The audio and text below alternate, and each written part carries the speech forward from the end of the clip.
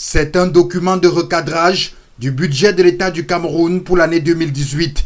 Le chef de l'État prescrit la suppression de la loi liée à la collecte de la taxe sur la propriété foncière facturée par l'entreprise de distribution de l'électricité. Dans la mesure où la décentralisation à venir n'allait pas avoir le résultat du recouvrement de la taxe foncière, et ça, le président de la République l'a vu, c'est bien. Pour le fiscaliste, le président de la République a vu juste de supprimer l'article sur le retrait de l'agrément aux entreprises n'ayant pas démarré leurs activités au bout d'un an à compter de la date d'octroi du dit agrément. Si jamais une telle mesure passait, elle allait être grave. C'est-à-dire qu'en réalité, les administrations allaient pousser les entrepreneurs étrangers à les corrompre.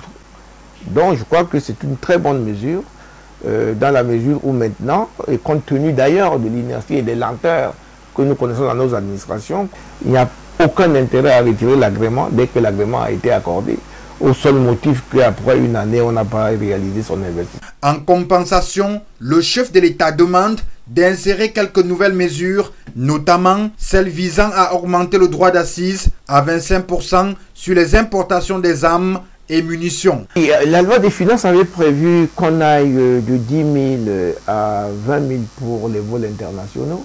Mais là, le président de la République demande qu'on rehausse ça jusqu'à 25 000.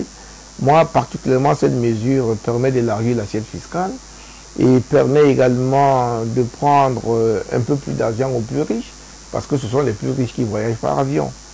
La correspondance évoque également la suppression de l'exemption proposée au paiement des précomptes pour les importations des véhicules de tourisme par les particuliers. Ce précompte, justement, il est dû parce que les particuliers, la plupart n'ont pas de carte de contribuable.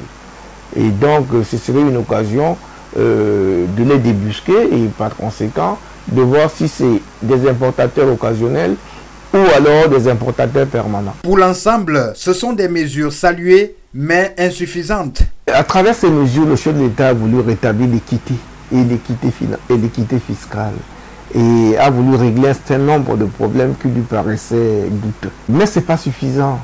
Il y a cette question contentieuse qui lui a échappé.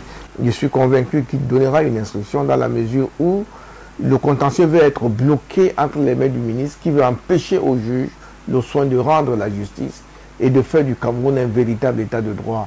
Si une telle mesure n'est pas arrêtée, alors vous verrez d'ici 2-3 mois le Cameroun passer comme un état de non-droit, comme un état délinquant, parce que les droits du contribuable ne seraient pas sauvegardés. Ces prescriptions du chef de l'État visent à finaliser l'avant-projet de loi de finances pour la République du Cameroun, exercice 2018.